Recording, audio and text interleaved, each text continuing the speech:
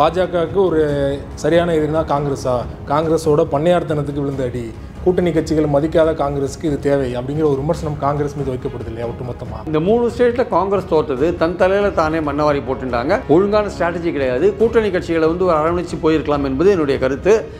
அதனால் காங்கிரஸ் பண்ணையார மனோபாவத்தோடு இருக்காங்கன்னா அது பண்ணையார மனோபாவத்தை விட வேண்டிய அவசியம் இருக்குது. மாநிலத்தில் இருக்கிற காங்கிரஸ் தலைமைகள் இருக்குல்ல, அந்த தலைமை பொறுப்பில் அவங்களெல்லாம் முதல்ல மாற்றி தூக்கி போடணும் சார். எந்தெந்த இடத்துல யாரை சேர்க்கணும், எந்தெந்த இடத்துல தூக்கி போடணும், காயினை எப்படி நகர்த்தணுன்றதை கரெக்டாக புரிஞ்சு வச்சுக்க வேண்டாமா?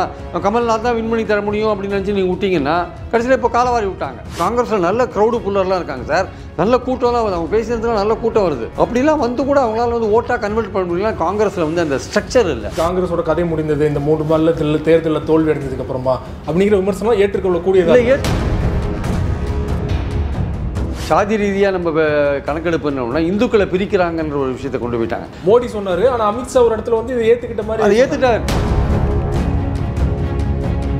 பாஜகவும் காங்கிரஸும் ஒரு 186 தொகுதிகளை தான் நேரடியாக மோதுது. இந்த 186 தொகுதிகளில் நீங்கள் பாஜக ஒரு 60 தொகுதிகளை பிடிக்கிட்டீங்க வச்சுக்கோங்க, அவங்க மெஜாரிட்டி இழந்துருவாங்க. இந்த அழுத்தம்ன்றது ஏதோ காங்கிரஸ் தோற்றதுனால காங்கிரஸுக்கு தான் அழுத்தம் கிடையாது.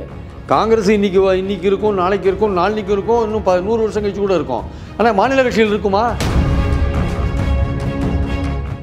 எக்ஸ்க்ளூசிவான வீடியோக்களை தொடர்ந்து காண ஆகாயம் வாய்ஸ் சேனலை சப்ஸ்கிரைப் பண்ணுங்க.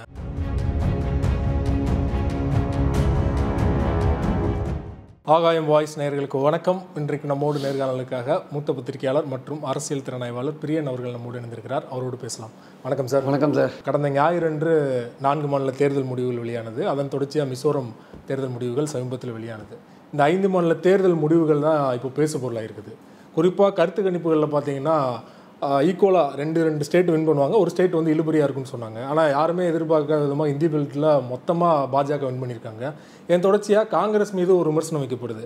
பாஜகவுக்கு ஒரு சரியான எதிரினா காங்கிரஸா, காங்கிரஸோட பண்ணையார்த்தனத்துக்கு விழுந்த அடி, கூட்டணி கட்சிகள் மதிக்காத காங்கிரஸுக்கு இது தேவை அப்படிங்கிற ஒரு விமர்சனம் காங்கிரஸ் மீது வைக்கப்படுது இல்லையா ஒட்டுமொத்தமாக? முதல்ல அந்த விமர்சனத்தை எப்படி பார்க்குறீங்க? இல்லை, அந்த காங்கிரஸ் மீது வைக்கப்படும் விமர்சனம் ஒருவேளை இந்த அகிலேஷ் யாதவ் போன்றவர்கள் வைக்கலாம், இல்லை காங்கிரஸ் தோற்றுறதுன்னு அந்த விரக்தியில் வைக்கிற விமர்சனமாக கூட நான் பார்க்குறேன். ஆனால் ஒரு அடிப்படையான விஷயம் காங்கிரஸ் என்கிற கட்சி ஒரு தேசிய கட்சி. இன்றைக்கும் இந்தி பேசுகிற மாநிலங்களில் அதுதான் பிஜேபியை சரியான ஒரு போட்டியை கொடுக்கக்கூடிய அளவுக்கு இருக்குன்றதை நம்ம ஒத்துக்கணும். சில மாநிலங்கள் தவிர, அது உத்தரப்பிரதேஷ் போன்ற இடங்களில் தவிர, உத்தரப்பிரதேஷில் மும்முனை போட்டி அகிலேஷ் யாதவ் இருக்குது. அதனால் காங்கிரஸ் ஒரு முக்கியமான ஃபோர்ஸாக இருக்குது பாஜகவை எதிர்க்கிறதுல. சில மாநிலங்களில் வலுவாக இருக்குது, சில மாநிலங்களில் பலவீனமாக இருக்கிறத நம்ம பார்க்குறோம். இந்த 5 மாநிலங்களில் பொறுத்த மட்டும் தெலுங்கானா நீங்கள் சொன்ன மாதிரி அது ஒரு ஃபோர்கான முன்கூட்டியே நமக்கு தெரிஞ்ச விஷயம்.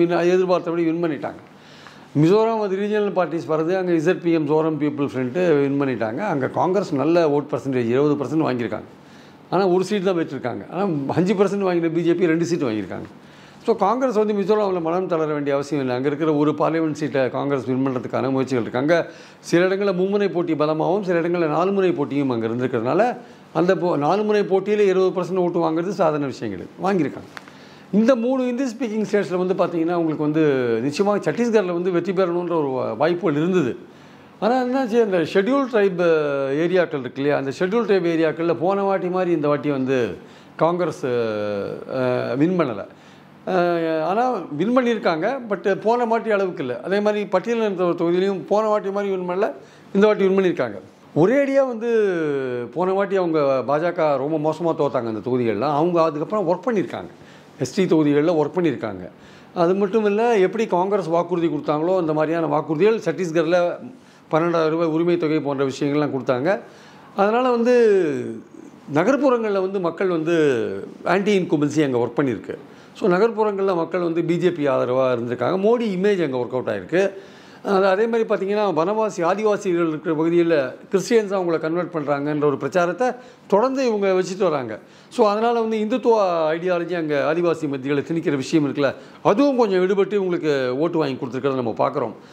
ஆனால் ஒன்று பண்ணியிருக்கலாம், அதாவது சில மாநிலங்களில் இந்த 3 ஹிந்தி பேசுகிற மாநிலங்களில் கொஞ்சம் கூட்டணி கட்சிகளை அரவணைத்து கொண்டு போய் காங்கிரஸ் உதாரணமாக மத்திய பிரதேஷில் அகிலேஷ் யாதவுடைய SP ஆகட்டும், இல்லை அங்கே ராஜஸ்தானில் CPM போன்ற கட்சிகள், வேறு பாரத் ஆதிவாசி சில கட்சிகள், லோக்கல் கட்சிகள்லாம் இருக்குது.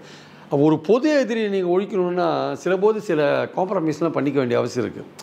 இங்கே வந்து டிஎம்கே தோக்கடிக்கணும், ஜெயலலிதா திடீர்னு பாஜக பாமக எல்லாத்தையும் சேர்ந்து பாமக எல்லாரோடையும் சேர்ந்தாங்க, ஞாபகம் இருக்கும் உங்களுக்கு. அதனால் வந்து சில போது நீங்கள் பொது எதிரியை தோக்கடிக்கணும்னா தற்காலிகமான சில உடன்பாடுகள்லாம் நீங்கள் பண்ணணும்.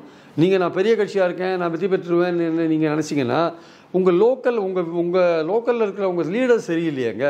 அவங்க ஒழுங்காக இருந்தாலும் பரவாயில்ல. மத்திய பிரதேசில் கமல்நாத்துக்கும் திக்விஜய் சிங்கும் சண்டைனா ரன்னிங் பேட்டில். அதாவது அவர் இவரை திட்டுறது பர்சனலாக திட்டுற அளவுக்கு போகிறது. திக்விஜய் சிங்கை மேடையிலே ஏற உள்ள சில இடத்துல ராகுல் காந்தி பேசுகிற இடத்துல கமல்நாத் அந்த அளவு ஒரு ஆதிக்கம் செலுத்தி சர்வாதிகாரத்தனமாக இருந்திருக்கார். அந்த தேர்தல் ஆலோசகர் சுனில் சொல்கிற விஷயங்களை அவர் கண்டிக்கவே இல்லை. நீ ஏரியாக்கே வராதுன்ட்டார் அவர். அது தப்பு. தெலுங்கானாவில் சுனில் சொன்னபடி கேட்டாங்க. ஒரு தேர்தல் ஆலோசகர்னு ஒருத்தர் வச்சுருக்கீங்க, அவர் சில ஐடியாஸ் சொல்கிறாரு. நீங்கள் அதை வந்து உங்கள் ப்ராக்டிக்கலாக உங்கள் அனுபவத்துக்கு ஏற்றபடி அதை எடுத்துக்கலாம். நீங்கள் வரவே கூடாது உள்ள அப்படின்ற. அப்புறமே அந்த இந்தியா கூட்டணி மீட்டிங் வந்து சனாதனம் தொடர்ந்து பார்த்தீங்கன்னா அதை அவர் தானே கேன்சல் பண்ணுறாரு. கேண்டிடேட் டிசைட் பண்ணுறதுல திக்விஜய் சிங் ஆளுங்களுக்கு கொடுக்கல. கடைசியில் திக்விஜய் சிங்கோட பையன் வந்து 40,000 ஓட்டு வித்தியாசத்தில் வின் பண்ணியிருக்காங்க. திக்விஜய் சிங்கோட பையனை கமல்நாத் எதிர்க்க சதி பண்ணி கூட வின் பண்ணியிருக்காங்க. ஸோ அவருக்குன்னு ஒரு ஓட் பேங்க் இருக்குல்ல. அவர் ரொம்ப நாளாக அங்கே பாலிடிக்ஸ் பண்ணுறாரு, அங்கே சிஎம்மாக இருந்திருக்காரு. அப்போ அவருக்குன்னு ஒரு ஓட் பேங்க் அங்கே இருக்கும் இல்லையா? அந்த ஓட் பேங்கை நீங்கள் வந்து அவங்க வந்து நம்ம திக்விஜய் சிங் அலட்சியப்படுத்துகிறாங்கன்னா எப்படியா ஓட் போடுவோம்? நீங்கள் ரெண்டாவது சாஃப்ட் இந்துத்துவா டீல் பண்ணுறீங்க. நீங்கள் சாஃப்ட் இந்துத்துவா நீங்கள் டீல் பண்ணும்போது அவன் பிஜேபி ஹார்ட் இந்துத்துவா டீல் பண்ணுறான். மக்கள் ஹார்ட் இந்துத்துவாக்கு போடுவானா சாஃப்ட் இந்துத்துவாக்கு போடுவாங்க. ஒன்று வந்து நீங்கள் அதை பற்றி பேசவே பேசாதீங்க. அவன் இந்துத்துவ ராமர் கோயில் சொல்கிறாரு, ஃப்ரீயாக கூப்பிட்டு போகிறாரு, எல்லாம் பேசுவார். இந்து ராஷ்டிரம் அமைக்கணும், காங்கிரஸ் பாகிஸ்தானுக்கு ஆதரவு, சனாதனத்துக்கு ஆதரவு, இந்துக்களை ஒழிக்க சொல்கிறாரு, எல்லாம் அவங்க பேசுவாங்க. நீங்கள் கண்டுக்காதீங்க. வாக்குறுதிகள் நிறையா கொடுத்துருக்கீங்கல்ல. கடந்த காலத்தில் நாங்கள் செஞ்சுருக்கோம். இந்த நேரம் இவ்வளோ வாக்குறுதி கொடுத்துருக்கோம். நாங்கள் கர்நாடகாவில் செய்கிறோம். அவங்க ஸ்ட்ராட்டஜியில் தெளிவாக இருந்தாங்க, காங்கிரஸ் ஸ்ட்ராட்டஜியில் தெளிவு இல்லை. அதான் அந்த தெளிவில்லை, உட்கட்சி சண்டை வேறு. ஓகே. அதனால் வந்து தோற்றது வந்து நிச்சயமாக வந்து பெரும்பாலோருக்கு காங்கிரஸ்காரர்களுக்கே கொஞ்சம் ஷாக்கு. என்னடா அது அப்படின்னு சொல்லிட்டு நம்ம விண்மூணு மத்திய பிரதேஷ் சத்தீஸ்கர்லாம் விண்மூணுவாங்க நினச்சாங்க. ராஜஸ்தானை விட்டுட்டு 3 ஸ்டேட்டில் கண்டிப்பாக விண்மூணு நினச்சிக்காங்க. ஸோ அந்த கமல்நாத்துடைய அந்த சர்வாதிகாரத்தனம் காரணமாகவும் மேலிடம் சொன்ன சில விஷயங்களை அவர் கேட்காதன் காரணமாகவும் தான் தோற்றுருக்கோம். அதாவது எக்ஸாக்ட்லி அந்த மாணிக் தாக்கூர் இருக்கார்ல, காங்கிரஸ் எம்பி, அவர் சொல்லியிருக்கார் 90களில் என்ன நம்ம எப்படி இருந்தோமோ அது மாதிரி தான் காங்கிரஸ் தலைவர்கள்லாம் அங்கே இருக்காங்க. காலத்துக்கு ஏற்ற எப்படி ஸ்ட்ராட்டஜி மாற்றணும் சார். நீங்கள் இந்த ஒரு கோர்ஸ் போயிட்டு இருக்கும்போது, எலெக்ஷன் கோர்ஸ் போயிட்டு இருக்கும்போது எது நமக்கு தோல்வியை கொடுக்கும், எது வெற்றியை கொடுக்கும் தீர்மானிச்சு மாற்றத்துக்கு தயங்கக்கூடாது. சௌகானை முதல்ல ஒரு 15-20 நாள் சேர்க்கவே இல்லை பிஜேபி. அவன் சிஎம் கேண்டிடேட்னு சொல்லலை. அதுக்கப்புறம் இன்டெலிஜென்ஸ் அவுட்புட்டில் என்னாச்சு, அவன் சௌகான் வந்து ஷெட்யூல் ட்ரைபில் இருக்கிற ஏரியாவில் இந்த பெண்களுக்கு உரிமை கொடுக்க ஆரம்பிச்சிட்டார் அவர். அது வந்து ஒர்க் அவுட் ஆகுது. ஒரு 6% ஓட்டை வந்து பிஜேபி கொண்டு வரும்னு தெரிஞ்ச உடனே சௌகான் உடனே படங்கள்லாம் போட ஆரம்பிச்சிட்டாங்க. இங்கே வசுந்தரா சிந்தியா ஆகா ஓகன் கலாட்டம் பண்ணியிருந்தார் ராஜஸ்தானில். அவளை அடக்கி ஓரங்கட்டி அவளை பிரச்சாரம் பண்ண வச்சாங்க. ஆனால் அவங்க சச்சின் பைலட்டுக்கும் கெகலாட்டுக்கான சண்டை கடைசி நாள் வரையும் நீடிக்குது.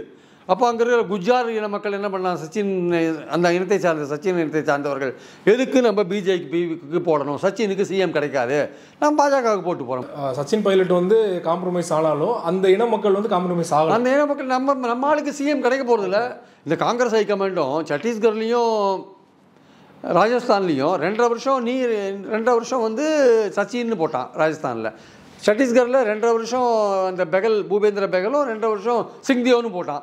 சொன்னபடி 2 வருஷம் கழிச்சு கொடுக்கணும்ல, அப்போ தான் பார்ட்டி ஆளுங்க உற்சாகம் இருப்பாங்க. நீங்கள் கொடுக்காதே காலம் தட்டு எலெக்ஷன் செஞ்சால் உங்கள் காலம் வரத்துக்கு அங்கே போதா ரெடியாக இருப்பான்ல. அடுத்து வந்தாலும் நீ தான் வருவேன், நான் உனக்கு எதுக்கு வேலை செய்யணும், நான் என்னோடய ஆளுங்களெல்லாம் வின் பண்ண வைக்கிறேன், உன் ஆளுங்களெல்லாம் தோக்கடிக்கிறேன் அப்படின்னு வேலை செய்வான மாட்டானா. ஸோ 3 இடத்துலையும் இந்த ரீஜனல் சத்ரப்ஸ்ன்னுவாங்க. அந்த ரீஜனல் மாநிலத்தில் இருக்கிற காங்கிரஸ் தலைமைகள் இருக்குல்ல, அந்த தலைமை பொறுப்பில் அவங்களெல்லாம் முதல்ல மாற்றி தூக்கி போடணும் சார். காங்கிரஸ் தலைமை இரும்புக்கரம் கொண்டு செயல்பட வேண்டும். இந்த மாநிலங்களில் ஆதிக்கம் செலுத்துகிற நடைமுறைக்கு ஒத்து வராது இருக்கிற ஆட்களெல்லாம் தூக்கி போட்டு அடிக்கணும். ஏன்னா எப்படி பிஜேபியில் வந்து வேண்டாதவங்களாம் ஒதுக்கி வைக்கிறாங்க, டக்குன்னு உடனே சேர்க்குறாங்க, தேவைக்கேற்ப பண்ணுறாங்கல்ல, அதான் அரசியல். எந்தெந்த இடத்துல யாரை சேர்க்கணும், எந்தெந்த இடத்துல தூக்கி போடணும், காயினை எப்படி நகர்த்தணுன்றதை கரெக்டாக புரிஞ்சு வச்சுக்க வேண்டாமா? கமல்நாத் தான் வின் பண்ணி தர முடியும் அப்படின்னு நினச்சி நீங்கள் விட்டிங்கன்னா கடைசியில் இப்போ காலவாரி விட்டாங்க. ஆனால் என்னுடைய பாயிண்ட் என்னென்னா, இப்போது கமல்நாத் வந்து அவங்க பார்ட்டியில் சர்வாதிகாரம் பண்ணுறது தவிர எஸ்பி அகிலேஷ் யாதவை பற்றியும் விமர்சனம் பண்ணுறார். அதெல்லாம் தப்பு இல்லை. அதெல்லாம் அவனுக்கு ஒரு 5-6 இடத்துல 2000 ஓட்டு வாங்கியிருக்கான். அந்த 5-6 இடத்துல 2000 ஓட்டு வாங்கும்போது உங்கள் கூட இருந்தான்னா நீங்கள் கொடுத்துருந்தீங்கன்னா நீங்கள் ஒரு 15 தொகுதி கூட வந்துருக்கலாமே. நீங்கள் 15 தொகுதி முடியவே மாறும் இல்லை கம்ப்ளீட்டாக. சில இடங்கள் அப்படியே ஒரு இமேஜ் ஏறும் இல்லை உங்களுக்கு. அதெல்லாம் நீங்கள் பண்ணவே இல்லை ஆக்சுவலாக. ஆனால் என்ன கேட்டால், இவ்வளவு டிஸ்அட்வான்டேஜ் இருந்தும் இந்திரா காந்தி ராகுல் காந்தியும் பிரியங்காவும் உயிரை விட்டு பிரச்சாரம் பண்ணுறாங்க. அது தவிர இன்னும் கன்னியாகுமரி, ஜிக்னேஷ் மேவானின்னு காங்கிரஸில் நல்ல க்ரௌடு புல்லர்லாம் இருக்காங்க சார். நல்ல கூட்டம்லாம் வருது. அவங்க பேசினதுலாம் நல்ல கூட்டம் வருது. அப்படிலாம் வந்து கூட அவங்களால வந்து ஓட்டாக கன்வெர்ட் பண்ண முடியல. காங்கிரஸில் வந்து அந்த ஸ்ட்ரக்சர் இல்லை. கீழே வந்து மக்களை வந்து ஓட்டாக கன்வெர்ட் பண்ணுற ஆதரவாக இருக்கிற மக்களை கூட ஓட்டாக கன்வெர்ட் பண்ணுறதுக்கு ஒரு மிஷினரி வேணும், கீழே ஒரு அந்த கட்டுமானம் வேணும். அது அவன்கிட்ட விமர்சனம் இருக்குது. காங்கிரஸோட கதை முடிந்தது இந்த 3 மாநிலத்தில் தேர்தலில் தோல்வி அடைஞ்சதுக்கு அப்புறமா அப்படிங்கிற விமர்சனம் ஏற்றுக்கொள்ளக்கூடியதல்ல. பெருவாரியான மக்கள் ஓட்டு போட்டிருக்காங்க. காங்கிரஸ் வந்து ஒரேடியாக நீங்கள் வந்து ஒன்றுமே இல்லாத போயிடுது, அது இனிமேல் தேரவே தேராது, இந்த எஸ்பெஷலி இந்த 3 ஸ்டேட்டில் இந்தி ஸ்பீக்கிங் ஸ்டேட்டில் தேரவே தேராதுன்னு சொன்னால் அது ஏற்றுக்கொள்ளவே முடியாது. இன்றைக்கும் காங்கிரஸ் வந்து ஒரு ஃபோர்ஸாக தான் அங்கே இருக்குது. பல விஷயங்கள் இருக்குது. அந்த இது ஸ்ட்ரக்சர் இல்லை காங்கிரஸுக்கு. ஸ்ட்ரக்சர்னால் நீங்கள் இப்போ நம்ம ஊர்லலாம் தேர்தல் நடந்தால் டிஎம்கே ஏடிஎம்கே என்ன பண்ணலாம், 50 வீட்டுக்கு ஒரு ஆளை போடுவான். போட்டு அவன் டெய்லி ஒரு மாதம் அவன் வீட்டுக்கு போயிட்டு வந்துட்டு இருப்பான். அந்த அந்த அந்த ஸ்ட்ரக்சர் இருக்குல்ல, அவனை வந்து அப்படியே ஓட்டாக கன்வெர்ட் பண்ணுறது, அந்த ஸ்ட்ரக்சர் காங்கிரஸுக்கு இல்லை. மக்கள் ஆதரவு தெரிவித்தா கூட அதை ஓட்டாக கன்வெர்ட் பண்ணலாம். ஆனால் பிஜேபிக்கு மத்திய பிரதேசில் ராஜஸ்தானில் கிராமத்துக்கு கிராமம் ஆர்எஸ்எஸ் இருக்கான். கிராமத்தில் ஒரு 10 ஆர்எஸ்எஸ் இருப்பான். அவன் டெய்லி அவன் மக்களோடய இருப்பான், மக்களோடய சேர்ந்து ஒர்க் பண்ணுவான், டீ சாப்பிடுவான், அவன் கூட மாடு மேய்ப்பான், எல்லாம் பண்ணுவான். அப்படி இருக்கிறவன் அவன் இன்ஃப்ளூயன்ஸ் பண்ணுறான்ல, அவன் ஓட்டு போடாதவனையும் ஓட்டு போட வைப்பான் பிஜேபிக்கு. அது தவிர அவன்கிட்ட பணபலம் இருக்குது, அதிகார பலம் இருக்குது, எல்லா பலமும் இருக்குது. பிஜேபிகிட்ட 5600 கோடி ரூபாய் சேர்த்து வச்சுருக்கான் எலக்ட்ரல் பாண்டில். எங்கே செலவழிப்பான்? காங்கிரஸ் 960 கோடி தான் வச்சுருக்கான். அவன் அதே வந்து காங்கிரஸுக்கு ஃபண்ட்ஸ் ஒரு பெரிய பிரச்சனை. ஏன்னா ஃபண்ட்ஸ் எல்லா இடத்தையும் என்ஃபோர்ஸ்மெண்ட்டை வச்சு முடக்கிட்டான். காங்கிரஸுக்கு ஃபண்ட்ஸே போகக்கூடாதுன்ட்டு என்ஃபோர்ஸ்மெண்ட் டைரக்டரேட் வச்சு ஃபண்ட்ஸை முடக்கிறது. அதுக்கு அது கரெக்டாக பண்ணுறானுங்க பிஜேபி. ஆனால் இதெல்லாம் தாண்டி காங்கிரஸ் நல்ல வாக்கு பெறுதுன்னா சில விஷயங்கள் வந்து நம்ம வாசகர்களுக்கு சொல்லி ஆனால் சொன்னால் தான் எக்ஸாக்டாக என்னென்னு அவங்களுக்கு தெரியும். ஆக்சுவலாக உதாரணமாக பார்த்திங்கன்னா மலைவாழ் மக்கள் எடுத்துக்கோங்களேன். மலைவாழ் மக்களில் பார்த்திங்கன்னா சத்தீஸ்கரில் வந்து 29 தொகுதிகள் இருக்குது. அதில் வந்து பிஜேபி 17 தொகுதிகள்லையும் காங்கிரஸ் வந்து 11 தொகுதிகள்லையும் வின் பண்ணியிருக்கு. போன வாட்டி வந்து காங்கிரஸ் வந்து 25 தொகுதிகள் வின் பண்ணியிருக்கு. அதில் பாதிக்கு மேலே குறைஞ்சி போயிடுது. அதனால் 11 தொகுதிகளில் வெற்றி பெற்றிருக்காங்க. அதே மாதிரி ராஜஸ்தானில் பார்த்தீங்கன்னா 25 தொகுதியில் ஷெட்யூல் ட்ரைப் இருக்குது. அதில் பிஜேபி வந்து 14 வின் பண்ணியிருக்காங்க, காங்கிரஸ் 10 வின் பண்ணியிருக்காங்க. பாரத் ஆதிவாசின்னு ஒரு பார்ட்டி 3 வின் பண்ணியிருக்காங்க. 2018 காங்கிரஸ் 12 தான் வின் பண்ணியிருக்காங்க, 2 தான் குறைஞ்சிருக்கு இந்த வாட்டி ராஜஸ்தானில். மத்திய பிரதேசில் பார்த்தீங்கன்னா மொத்தம் 47 ஷெட்யூல் ட்ரைப் மலைவாழ் மக்கள் தொகுதி இருக்குது. அதில் வந்து பிஜேபி 25 தொகுதி வின் பண்ணியிருக்காங்க, காங்கிரஸ் 22 தொகுதி வின் பண்ணியிருக்காங்க. போன வாட்டி காங்கிரஸ் 30 தொகுதி வின் பண்ணியிருக்காங்க. ஸோ இதை பார்க்கும்பொழுது, இந்த ஸ்டாட்டிஸ்டிக்ஸை பார்க்கும்போது காங்கிரஸ் ஒரேடியாக மலைவாழ் மக்கள் இதில் போல அவங்களுக்கு ஓட்டு குறைஞ்சிருக்கு. பிஜேபி எப்படி நான் சொன்ன மாதிரி முதல்ல சொன்னல மலைவாழ் மக்கள் மத்தியில் அவங்க வேலை செஞ்சாங்கன்ட்டு, அந்த மாதிரி வேலை செஞ்சு அவங்களை கன்வெர்ட் பண்ணியிருக்காங்க. ஆனால் காங்கிரஸ் நம்பிக்கை எடுக்க வேண்டிய அளவுக்கு இங்கே ஒன்றும் பெருசாக நடக்கலை. இன்னும் வந்து ஒரு பலமான ஃபோர்ஸாக தான் இருக்காங்க. இந்த 3 ஸ்டேட்லேயும் பார்த்தீங்கன்னா மலைவாழ் மக்கள் மத்தியில் அவங்களுக்கு செல்வாக்கு இருக்குது. கொஞ்சம் ஒர்க் பண்ணாங்கன்னா நிச்சயமாக வந்து அவங்க வந்து நல்ல ஓட்டை வாங்கலான்ற விஷயங்கள் இங்கே இருக்கிறத நம்ம பார்க்குறோம். அதே மாதிரி பார்த்திங்கன்னா உங்களுக்கு வந்து மத்திய பிரதேஷ் எடுத்துக்கோங்களேன். இன்னொரு சின்ன ஸ்டாட்டிஸ்டிக்ஸ் 1980 நீங்கள் தேர்தலை பார்த்தீங்கன்னா இந்த 23 வரையும் பார்த்தீங்கன்னா இத்தனை தேர்தல் ஒரு இவ்வளோ தேர்தல் 43 வருஷத்தில் தேர்தல் ஒரு 8-9 தேர்தல் நடந்திருக்கு. அதில் பிஜேபி இந்த தடவை தான் ரொம்ப ஹையஸ்ட்டாக 49% வாங்கியிருக்காங்க. இந்த தடவை தான் இந்த 43 வருஷத்தில் இந்த தடவை தான் 49% ஹையஸ்ட்டு. 48.8 வாங்கியிருக்காங்க, 49% வச்சுக்கோங்க. ஆனால் 1980 இந்திரா காந்தி இருந்தபோது காங்கிரஸ் வாங்கின ஓட் பர்சன்டேஜ் வெறும் 31 தான். அதே மத்திய பிரதேசில் இந்திரா காந்தி எவ்வளோ பெரிய லீடர். அதுக்கு நடுவில் வந்து பார்த்திங்கன்னா அந்த எலெக்ஷன்ஸில் பார்த்திங்கன்னா காங்கிரஸ் வந்து ஆவரேஜாக 35-37% தான் வாங்கியிருக்காங்க. இந்த வாட்டி பார்த்திங்கன்னா உங்களுக்கு வந்து மத்திய பிரதேசில் வந்து 48%, 49% பிஜேபியும், காங்கிரஸ் வந்து 41% வாங்கியிருக்காங்க. கிட்டத்தட்ட ஒரு 7-8% வித்தியாசம் வருது. ஏன்னா அந்த உயர் ஜாதிகள் வந்து போன வாட்டி 2019 4% காங்கிரஸுக்கு போட்டவங்க அப்படியே இந்த வாட்டி பிஜேபிக்கு தாவிட்டாங்க. அப்புறம் இவங்க வந்து அந்த 4% போனால் கூட இன்னொரு 4% இம்ப்ரூவ் பண்ணியிருக்காங்க. யார்? காங்கிரஸ் இம்ப்ரூவ் பண்ணியிருக்காங்க. அப்படிலாம் இருக்கும் பொழுது இவங்க வந்து மத்திய பிரதேசில் வந்து காங்கிரஸ் வந்து கவலைப்பட வேண்டிய அவசியமே இல்லை. ஏன்னா வந்து ஆவரேஜாக 36-37% வாங்கின இடத்துல இன்றைக்கி அவங்க வந்து 41% இருக்காங்க. அதுவும் ராகுல் பிரியங்காவோட பிரச்சாரம், கமல்நாத் இவ்வளவு உட்கட்சி பிரச்சனைகள், அகிலேஷ் யாதவோட சண்டை, திக்விஜயோட சண்டை, இதெல்லாம் மீறி 41% வந்து மத்திய பிரதேசில் ஓட்டு வாங்கினது வந்து சாதாரண விஷயம் கிடையாது. அதே மாதிரி பார்த்திங்கன்னா உங்களுக்கு வந்து சத்தீஸ்கரில் பார்த்திங்கன்னா கிட்டத்தட்ட 42%, 46% வந்து பிஜேபி வாங்கியிருக்காங்க, 42% காங்கிரஸ் வாங்கியிருக்காங்க. அதுவும் ஒன்றும் பெரிய விஷயம் கிடையாது. ஈக்குவலாக ஓரளவுக்கு ஃபைட் கொடுத்துருக்காங்க. ராஜஸ்தானில் பார்த்திங்கன்னா வந்து 41%, 41-42% வந்து பிஜேபி வாங்கியிருக்காங்க. காங்கிரஸ் வந்து உங்களுக்கு வந்து 39.40, போன வாட்டியும் 39 தான் வாங்கினாங்க. இந்த வாட்டி அதை அப்படியே மெயின்டைன் பண்ணியிருக்காங்க. ஸோ அதனால் இந்த வாக்கு வித்தியாசம் எக்ஸப்ட் மத்திய பிரதேசில் ஒரு 7-8% இருக்கே தவிர மற்றதெல்லாம் 3%, 1.5%, 2%லாம் அப்படி தான் இருக்குது 2 ஸ்டேட்லேயும். அதனால் இது ஒன்றும் பெரிய விஷயம் கிடையாது. போக இதெல்லாம் வந்து நீங்கள் சரி பண்ணிக்கலாம். அதே மாதிரி எஸ்சி தொகுதிகள் பார்த்தீங்கன்னா மொத்தமாக இருக்கிற எஸ்சி தொகுதிகள் இந்த 4 மாநிலங்களையும் மொத்தமாக இருக்கிற எஸ்சி தொகுதிகள் 98 தொகுதிகள் இருக்குது. அதில் பிஜேபி வந்து 57 வாங்கியிருக்கு, காங்கிரஸ் 40 வாங்கியிருக்கு. ஸோ ஆனால் 2018 வந்து பிஜேபி 32 வாங்கிட்டு காங்கிரஸ் 45 வாங்கிட்டு 45 வாங்கின காங்கிரஸ் 40 தான் வாங்கியிருக்காங்க 4 ஸ்டேட்லேயுமே. ஸோ இந்த எஸ்சி ஆகட்டும் இந்த பழங்குடிகள் ஆகட்டும் இதிலெல்லாம் காங்கிரஸுக்கு வாக்குகள் குறைஞ்சிருக்கு, எண்ணிக்கை குறைஞ்சிருக்குன்றதை ஒத்துக்கிறேன். ஆனால் கவலைப்படுறபடி ஒன்றுமே இல்லை, காங்கிரஸ் ஒன்றுமே இல்லை, ஒன்றும் இல்லாத போயிடுச்சு, இனிமேல் தரவே தராது அந்த பாயிண்டில் நீங்கள் வரல. காங்கிரஸ் இன்றைக்கும் வந்து ஒரு ஃபைட்டிங் ஃபோர்ஸாக இருக்காங்க. பிரச்சனைகளை தாண்டி இவ்வளோ ஓட்டு வாங்கினது பெரிய விஷயம். இவ்வளோ ஓட்டு வாங்கினது பெரிய விஷயம் சார். அதனால தான் சொல்கிறேன். அதாவது இந்த 4 மாநிலங்கள்லையும் பார்த்தீங்கன்னா தெலுங்கானாவை சேர்த்து காங்கிரஸ் வாங்கின மொத்த ஓட்டு 4,91,00,000, பிஜேபி வாங்கின மொத்த ஓட்டு 4,80,00,000. 4,91,00,000 பேர் காங்கிரஸ் நம்பி ஓட்டு போட்டிருக்காங்கன்னா அதை எப்படி நீங்கள் அலட்சியப்படுத்துவீங்க? ஆனால் பாஜக வாங்கினது 4,80,00,000 ஓட்டு தான் வாங்கியிருக்காங்க. இன்றைக்கி பார்த்தீங்கன்னா இந்த 4 ஸ்டேட்லேயும் பார்த்தீங்கன்னா 82 லோக்சபா கான்ஸ்டியூன்சி இருக்குது. இந்த 82 லோக்சபா கான்ஸ்டியூன்சியில் வந்து சில லட்ச கணக்குகள் தான் ஓட்டு வித்தியாசம் இல்லை. ஆமாம் வெற்றி தோல்விக்கு. ஆமாம் பாருங்கள், 4,80,00,000 வாங்கியிருக்கான், அவன் 4,91,00,000 வாங்கியிருக்கான். ஓகே, நம்பர் ஆஃப் ஓட்ஸும் குறைவாக தான் வாங்கியிருக்கான் 4 ஸ்டேட்ஸை பார்க்கும்பொழுது. 82 லோக்சபா தொகுதிகள் இந்த 4 மாநிலத்தில் வந்து கம்மியாக தான் இருந்திருக்கு பாஜக. ஆமாம், பல இடங்கள்லாம் 50 வாக்கு வித்தியாசம்லாம் பாஜக ஜெயிச்சிருக்காங்க. 2019 வந்து 82 பார்லிமெண்ட் தொகுதி 4 ஸ்டேட்லேயும் இருக்குது. 2019 பிஜேபி வந்து அதில் 66 வாங்கினாங்க, காங்கிரஸ் 6 தான் வாங்கினாங்க. இப்போது இந்த 23 அசம்பிளி எலெக்ஷன்ஸில் வாங்கின ஓட்டு வச்சு பார்த்தீங்கன்னா பிஜேபி 46 இடங்களில் தான் 24 தேர்தலில் வெற்றி பெறத்துக்கான வாய்ப்புகள் இருக்குது. காங்கிரஸ் வந்து 28 இடங்களில் வெற்றி பெறத்துக்கான வாய்ப்பு இருக்குது. 6ன்றது 28 வரையும் போகுது. இன்னும் கொஞ்சம் இதே கண்டிஷன்ஸு, நாளைக்கு அயோத்தியாவில் கோவில் திறப்பாங்க, மோடியோட இமேஜ் பார்லிமெண்ட் எலெக்ஷன்லாம் வேறு மாதிரி போகும், எல்லாம் இருந்தால் கூட இந்தியா கூட்டணி ஒன்றுபட்டு நின்று ஒரே கேண்டிடேட்டை போட்டாங்கன்னா இந்த 3 ஸ்டேட்டில் அது காங்கிரஸ் தான் இருக்குது. கொஞ்சம் கூட்டணியோடு அட்ஜஸ்ட் பண்ணி இந்த அசம்பிளி எலெக்ஷன் மாதிரி இல்லாமல் சிபிஎம்மோடையோ அகிலேஷோடையோ இல்லை வேறு ஒரு கட்சிகளோடையோலாம் நீங்கள் அண்டர்ஸ்டாண்டிங், லோக்கல் பார்ட்டிஸோடலாம் நீங்கள் பாரத் ஆதிவாசி இன்னும் நிறைய பார்ட்டிலாம் இருக்குது, அதோடலாம் நீங்கள் ஒரு அண்டர்ஸ்டாண்டிங் ரீச் ஆனீங்கன்னா கண்டிப்பாக உங்களுக்கான வாய்ப்புகள் கண்டிப்பாக இருக்குது. 6 தொகுதியை வந்து 28 தொகுதியாக இன்க்ரீஸ் பண்ணுறதுக்கான வாய்ப்பு இருக்குது. மொத்தமே பார்த்தீங்கன்னா வந்து அடிப்படையில் பார்த்தீங்கன்னா மொத்தமே பாஜகவும் காங்கிரஸும் வந்து ஒரு 186 தொகுதிகளை தான் நேரடியாக மோதுது. அந்த 186 தொகுதிகளில் நீங்கள் பாஜகட்டேருந்து ஒரு 60 தொகுதிகளை பிடிங்கிட்டீங்க வச்சுக்கோங்க, அவங்க மெஜாரிட்டி இழந்துருவாங்க. இப்போ 303 இருக்காங்கல்ல, 250 ஆகிடுவாங்க. ஒரு 60 தொகுதிகள் தான், 60 தொகுதிகள் பிடிங்கினாலே அவங்க காலி ஆகிடுவாங்க.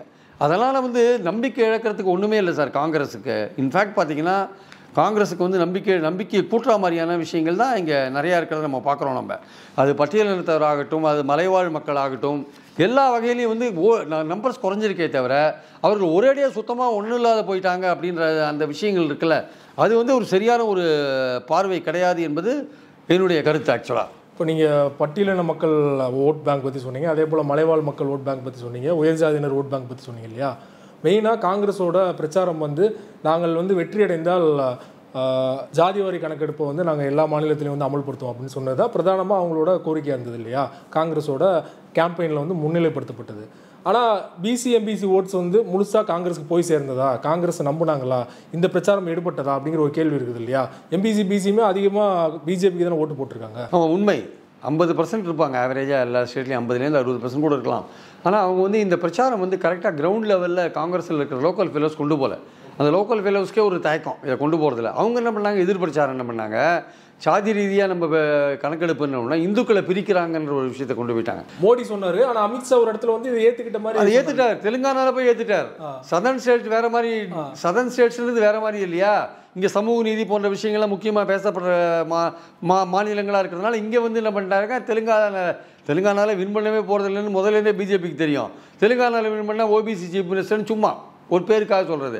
அந்த ஹிந்தி ஸ்பீக்கிங் ஸ்டேட்ஸில் உயர் ஜாதிகளுக்கு பயந்து கொண்டு ஓபிசி விஷயத்தை அடக்கி வாசிக்கிறது, அது திசை திருப்புறது, அது ஜாதி ரீதியாக பிளவுபடுத்துகிறாங்க, இந்துக்களை பிளவுபடுத்துகிறாங்கன்னு அந்த விஷயத்தை கொண்டு போனாங்க. இந்த காங்கிரஸ்காரங்க சரியான விஷயத்தை கீழே கொண்டு போகல, ஓபிசி கிட்ட ஓபிசியை கொண்டு போகல. கமல்நாத் ஓபிசி கிடையாது ஆக்சுவலாக, அவர் வேறு ஏதோ காஸ்ட் நினைக்கிறேன். அதனால் வந்து கீழே சரியாக கொண்டு போகலை, அடிப்படையான விஷயம் கீழே சரியாக கொண்டு போகல. சிவராஜ் சிங் அவங்க வந்து ஓபிசி, சௌகான் ஓபிசி அவர். அப்படி இருக்கும்போது ஓபிசியில் வந்து சிஎம்மா இருக்கும்போது இந்த இதை வந்து பிரச்சாரம் எடுபடுமா? இல்லை, எடுபட்டிருக்கும் சார், எடுபட்டிருக்கும்னா நீங்கள் சரியாக பிரச்சாரம் பண்ணணும்ல. ஓபிசிக்கு சரியான பிரதிநிதித்துவம் கிடைக்கணும்னா சாதிவாரி கணக்கெடுப்பு எடுக்கணும், அப்போ தான் கிடைக்கும் உங்களுக்கு மத்திய அரசு 27% கொடுத்துருக்காங்க, ஆனால் நீங்கள் மக்கள் தொகையில் 50% இருக்கீங்க. ஸோ உங்களுக்கான பிரதிநிதித்துவம் கிடைக்கணும்னா கணக்கெடுப்பு நடத்தணும், அப்போ தான் சுப்ரீம் கோர்ட் எல்லாரும் கவர்மெண்ட் எல்லாம் ஒத்துப்பாங்க அப்படின்ற பிரச்சாரத்தை கீழே வரையும் கொண்டு போகணும்.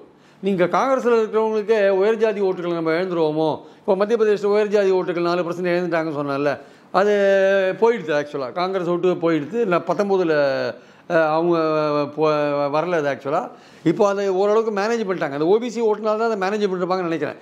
ஓரளவுக்கு தான் அந்த மெசேஜ் ரீச் ஆகிருக்கு. ஆக்சுவலாக காங்கிரஸ் ஓட்டு உயர்ஜாதி இந்துக்கள் ஓட்டுகள் போனால் கூட ஓபிசி ஓட்டுக்களால் தான் அந்த மேனேஜ் பண்ணியிருக்காங்க. ஓரளவுக்கு மத்திய பிரதேசில் மேனேஜ் பண்ணியிருக்காங்க, ஈவன் ராஜஸ்தான்லேயும் மேனேஜ் பண்ணியிருப்பாங்க, சத்தீஸ்கர்லேயும் மேனேஜ் பண்ணியிருப்பாங்க.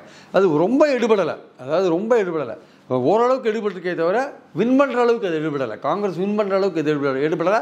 வரப்போகிற எலெக்ஷனில் நீங்கள் அதை நல்லா க்ளீனாக கொண்டு போனீங்கன்னா எடுபடும். ஏன்னா இந்த விஷயத்தை முதல்ல ராகுல் காந்தி வச்சபோது பாஜக ஒரு 15 நாளைக்கு என்ன பண்ணுறதுன்னு தெரியாமல் முடிச்சிருந்தாங்க. எப்படி இதை கவுண்டர் பண்ணுறதுன்னு 7, 17 2 கட்டமாக எலெக்ஷன் நடந்தபோது அவங்களுக்கு இதை கவுண்டர் பண்ணுறதுக்கான வாய்ப்புகளே இல்லை. ரொம்ப யோசித்தாங்க, என்ன பண்ணுற, சனாதனத்தை எடுக்க பார்த்தாங்க, முடியல. விமன்ஸ் ரிசர்வேஷன் கோட்டா எடுக்க பார்த்தாங்க, அதுவும் எடுபடலை. இந்த சாதிவாரி கணக்கெடுப்பை எப்படி கவுண்டர் பண்ணுறது, அப்போ இந்துக்களுக்கு எதிர் அப்படின்னு ஒரு விஷயத்தை கொண்டு போகிறாங்க. அந்த கொண்டு போகும்போது தான் அவங்க ஹிந்தி ஸ்பீக்கிங் ஸ்டேட்ஸில் அது எடுபடுறத ஓரளவுக்கு எடுபடுறத நம்ம பார்க்குறோம். இல்லை சில இடத்துல அது இஷ்யூவாகவே இல்லை, கீழே பேசப்படலைன்றது வேறு விஷயம். ஒரு நடுத்தர மக்கள் மத்தியில், நடுத்தர மக்கள் உயர் ஜாதி மக்கள் தானே பேப்பர் படிக்கிறாங்க, டிவி பார்க்குறாங்க, சோஷியல் மீடியா, அவங்க மத்தியில் அது காங்கிரஸுக்கு ஓட்டு போடணுன்ற மனநிலையை மாற்றிருக்கு. ஆக்சுவலாக கீழே இருக்கிறவங்களுக்கு இதை பற்றி பெருசாக தெரியுமோ தெரியாதோ சொல்ல முடியாது. ஆனால் நடுநிலை மக்கள், உயர் ஜாதி மக்கள், உயர்நிலை மக்கள்கிட்ட ஓபிசிலேயும் உயர்நிலை மக்கள் இருப்பாங்கல்ல, அவங்க மத்தியில் ஓரளவுக்கு அது கரெக்டாக கொண்டு போயிருக்கணும். ஆக்சுவலாக அது ஓபிசி தவிர மற்ற உயர் ஜாதி இந்துக்கள் இருக்காங்கல்ல, அவங்கள கம்ப்ளீட்டாக பிஜேபிக்கு ஆதரவான ஒரு சுச்சுவேஷனை கொண்டு போயிடுது. ஆக்சுவலாக அதனால் என்னுடைய பாயிண்ட் என்னென்னா, இந்த 3 ஸ்டேட்டில் காங்கிரஸ் தோற்றது தன் தலையில் தானே மண்ணவாரி போட்டுட்டாங்க. ஒழுங்கான ஸ்ட்ராட்டஜி கிடையாது. கூட்டணி கட்சிகளை ஒரு அரவணைச்சு போயிருக்கலாம் என்பது என்னுடைய கருத்து. அதனால் காங்கிரஸ் பண்ணையார மனோபாவத்தோடு இருக்காங்கன்னா அது பண்ணையார மனோபாவத்தை விட வேண்டிய அவசியம் இருக்குது. பெரிய எண்ணன் மனப்பான்மையோடு இருக்க வேண்டிய அவசியம் கிடையாது. அதே சமயம் மற்ற மாநில கட்சிகளும் ஏதோ காங்கிரஸ் கிள்ளுக்குறேன்னு நினைக்க வேண்டிய அவசியம் இல்லை. இன்றைக்கும் ஹிந்தி ஸ்பீக்கிங் ஸ்டேட்ஸில் இந்த 3 மாநிலங்களில் பலமான போட்டியை கொடுப்பது காங்கிரஸ். அதற்கு கை கொடுக்க வேண்டியது மாநில கட்சிகள். உங்களுக்கு மாநில கட்சிகளை அரவணைத்து செல்ல வேண்டியது காங்கிரஸ். ஸோ இவங்கெல்லாம் ஒன்றுபட வேண்டிய அவசியம் இருக்குது. மாநில கட்சிகளெல்லாம் அரவணைத்து கொண்டு போக வேண்டிய அவசியம் இருக்குது. தவறை திருத்திக் கொள்வாங்கன்னு நினைக்கிறேன். தவறை திருத்திக் கொள்ள வேண்டும். காங்கிரஸ் நாங்கள் எங்களுக்கு யார் தேவையும் தேவையில்லை, 3 ஸ்டேட்டில் வின் பண்ணிடுவோம் நீங்கள் நினச்சி போனீங்க. அந்த ஸ்ட்ராட்டஜியை நீங்கள் ஒழுங்காக பண்ணியிருக்கலாம், அதையும் நீங்கள் சரியாக பண்ணலை. பிரச்சாரம்லாம் பண்ணீங்க, அந்த ரீஜனல் லெவலில் மாநில அளவில் இருக்கிற காங்கிரஸ் தலைமையை நம்பி விட்டீங்க. அவங்களுக்கு இருக்கிற மோதல், அந்த மோதலை சரி பண்ணவே முடியல உங்களால். அதை சொல்லி தானே மோடியை ஓட்டு கேட்குறாரு. ராஜஸ்தானில் கவர்மெண்ட் நிலைக்காது, காங்கிரஸ் வந்தால் கூட சச்சினுக்கும் அவனுக்கும் மோதல் வரும், உடையும் அப்படி சொல்லி தான் ஓட்டே கேட்குறாரு. அவங்க கட்சியில் இருக்கிற அவர் முதுகை பார்த்துக்க மாட்டேங்கிறாரு. லோக்கல் இஷ்யூவையும் தாண்டி ஹைகமாண்டே பிரச்சனை இருக்குல்ல. இப்போது ஹைகமாண்ட் பிஜேபியில் ஹைகமாண்ட் சொல்கிறத கேட்குறாங்க எல்லா ஸ்டேட்லையுமே, இந்த வெற்றி பெற்ற 3 ஸ்டேட்லையும் சரி. காங்கிரஸில் அந்த ஹைகமாண்ட் பேச்சை கேட்க மாட்டாங்க. உள்ளுக்குள்ள பிரச்சனை நம்ம முன்னாடியே பார்த்த மாதிரி போபாலில் வெளிப்படையாக கமல்நாத் காங்கிரஸில் 3-4 ஹைகமாண்ட் எப்படி சார் கேட்பாங்க? நம்ம இவங்க சரி பண்ண ராகுல் காந்தி ஒன்று சொல்லுவார், கார்கே ஒன்று சொல்லுவார், இன்னொருத்தர் சோனியா காந்தி ஒன்று சொல்லுவாங்க. அது மாதிரி இருக்கக்கூடாது. சிங்கிள் ஹேண்டடா அயன் ஹேண்டோட டீல் பண்ணணும். மாற்றத்துக்கு தயங்கவே கூடாது. மாற்றங்களுக்கு தயங்காதீங்க. எவ்வளோ பெரிய ஆளானாலும் தூக்கி போட்டுட்டு கட்சியை வளர்க்கறதுக்கான முயற்சிகள் இறங்குங்க.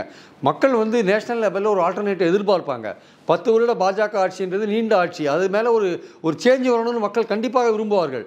அந்த சேஞ்சை நீங்கள் பயன்படுத்தக்கூடிய அளவுக்கு நீங்கள் உங்கள் கட்சியோட கட்டமைப்பை நீங்கள் வலுப்படுத்த வேண்டிய அவசியம் இருக்குது. அந்த லோக்கல் லீடர்ஷிப்பை வலுப்படுத்த வேண்டிய அவசியம் இருக்குது. கூட்டணி கட்சிகளை அரவணைக்க வேண்டிய அவசியம் இருக்குது. இதெல்லாம் நீங்கள் பண்ணிங்கன்னா உங்களை பட்டியலினத்தவரோ மலைஜாதி மக்களோ நான் சொன்ன ஸ்டாட்டிஸ்டிக்ஸை பார்த்தீங்கன்னா உங்களை கைவிடலை. ஆக்சுவலாக அவங்க இன்னும் உங்ககிட்ட இருக்காங்க. இன்னும் கொஞ்சம் அதிகபட்ச ஆதரவு நீங்கள் போன வாட்டி வாங்கின மாதிரியே வாங்கிறதுக்கான முயற்சிகள் இறங்கலாம். மோடியோட இமேஜ், அயோத்தியா கோயிலை ஓப்பன் பண்ணுறது போன்ற விஷயங்களை வச்சு அவங்க பண்ணுவாங்க. இன்னும் பல விஷயங்களும் கூட பண்ணுவாங்க. ஆனால் இதெல்லாம் தாண்டினா நீங்கள் இந்தியா கூட்டணியை ஒன்றுபட்டு கட்டமைச்சு ஒரே கேண்டிடேட்டை பாஜகவுக்கு எதிராக போட்டிங்கன்னா நிச்சயமாக பாஜகவுக்கு நீங்கள் சவால் விட்டு கடும் போட்டியை உருவாக்கக்கூடிய வாய்ப்பு இருக்குது. காங்கிரஸ் மனம் தளர வேண்டிய அவசியம் இல்லை. ரைட் சார், காங்கிரஸ் மனம் தளர வேண்டிய அவசியம் இல்லைன்னு சொன்னீங்க. தேர்தலுக்கு முன்னாடி, இந்த ரிசல்ட்டுக்கு முன்னாடி இருந்த காங்கிரஸோட மனநிலை வேறு. ரிசல்ட் 2 மணி நேரத்திலே பார்த்தீங்கன்னா இந்தியா கூட்டணியோட கூட்டத்தை 3 நாள் அறிவிச்சார் மல்லிகார்ஜுன கார்கே. அதுவும் ரிசல்ட் 2 மணி நேரத்திலேயே.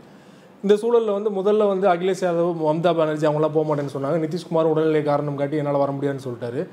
இதை எப்படி புரிஞ்சு? இந்தியா கூட்டணிக்குள்ள ஒரு ஒற்றுமை இருந்தால் தானே பிஜேபி வீழ்த்த முடியும்? அந்த ஒற்றுமையை வந்து போகும்னு நினைக்கிறீங்களா 2024 தேர்தல் வரைக்கும்? இல்லை, ஆக்சுவலாக வந்து இதை கொண்டு போக வேண்டிய அவசியம். இப்போது இவங்க ஒன்றுபடலை, பாஜகவுக்கு வந்து ஒரு கடுமையான போட்டியை உருவாக்கலை, வெற்றிக்கான வாய்ப்பை வந்து தேடலை அப்படின்னா இதனால் பெரிதும் பாதிக்கப்பட போவது மாநில கட்சிகள் தான்.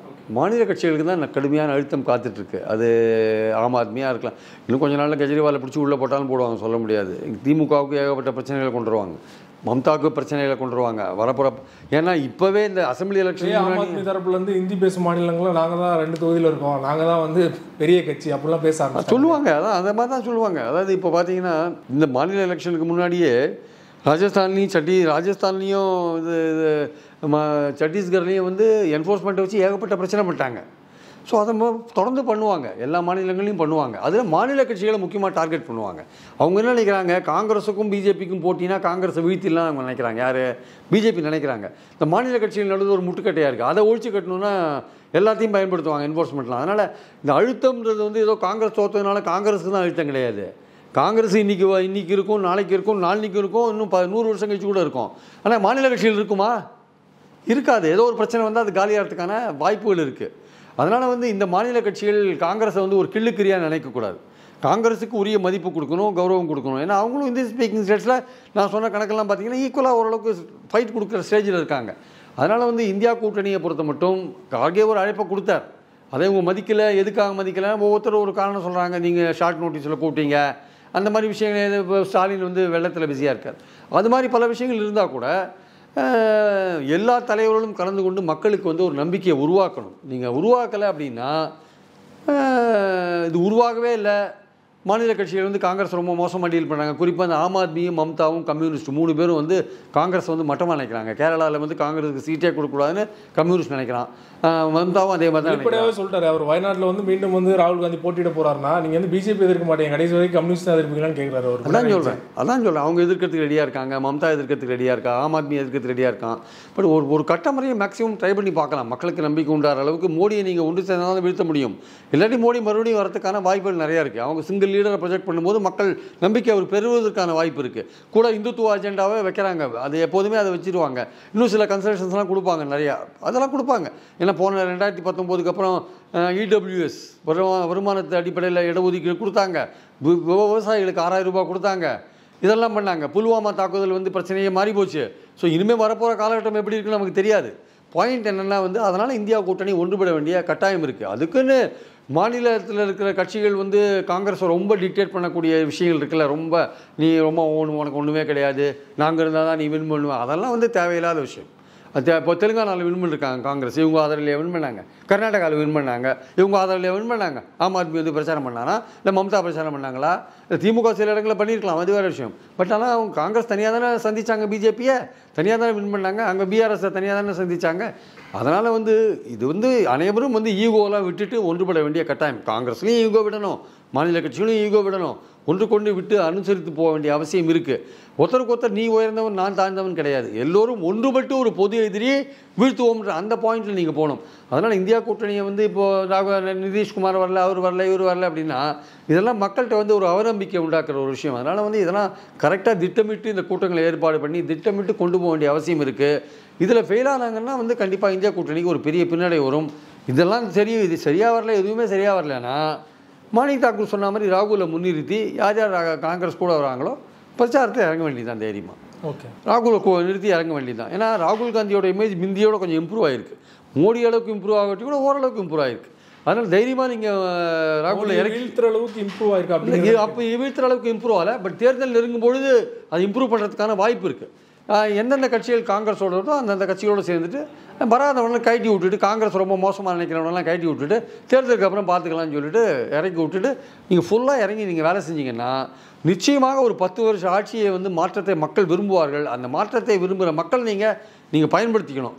அதுக்கேற்றபடி உங்கள் கட்சிகள்லேயும் ரீஜனல் லெவலில் பல மாற்றங்கள், ரீஜனல் லெவலில் பல சின்ன சின்ன கட்சிகள்லாம் கூட சேர்த்துக்கணும். பொது எதிரியை வீழ்த்தணும்னா இப்போ பாரத் ஆதிவாசின்னு ராஜஸ்தானில் இருக்கான் வச்சுக்கோங்க, இல்லை சத்தீஸ்கர்லேயும் எங்கேயோ இருக்கான் வச்சுக்கோங்க, அவனையும் கூட சேர்த்துக்கணும். சேர்த்துனா நீங்கள் எந்த ஒரு ஹெல்ப் வந்தாலும் அதை எடுத்துக்கணும். நீங்கள் சின்ன சின்ன கட்சியாக இருந்தாலும் பார்க்கக்கூடாது, எடுத்து நீங்கள் செஞ்சீங்கன்னா பாருங்களேன். உத்தரப்பிரதேசில் வந்து அப்னாதல்னு ஒரு சின்ன பார்ட்டியை வந்து பிஜேபி கூட வச்சுருக்காங்க. இதை வச்சுக்க வேண்டிய அவசியம் இல்லை. எதுக்கு வச்சுருக்காங்க? அவங்க ரொம்ப திட்டமிட்டு கரெக்டாக அமித்ஷாவும் மோடியும் தேர்தல் வந்தால் கீழே இறங்கி அடிக்கிறாங்க. எதை பற்றியும் கவலைப்படல. யாரை மாற்றுறதுனாலும் மாற்றுறாங்க. ஏறி மிதிச்சுட்டு போயிட்டே இருக்காங்க அவங்க பாட்டுக்கு. இந்த காங்கிரஸில் அந்த அளவுக்கு இல்லை. அந்த வெறித்தனம் இருக்குல்ல, அந்த வெறித்தனத்தை முதல்ல உருவாக்கணும். கேடரை உருவாக்கணும். வெறித்தனமாக வெற்றி பெற்றே தீரணுன்ற ஒரு கேடரை நீங்கள் உருவாக்கணும். அதெல்லாம் காங்கிரஸ் பண்ணினால் மோடி வீழ்த்த முடியாதவர் அல்ல என்பது என் கருத்து. ரொம்ப நன்றி சார். 5 மாநில தேர்தல் முடிவுகள் குறித்தும் காங்கிரஸோட அடுத்தடுத்த கட்ட நகர்வுகள் குறித்தும் பல்வேறு தகவல்களை எங்களோட பகிர்ந்து கொண்டீங்க. ரொம்ப நன்றி சார்.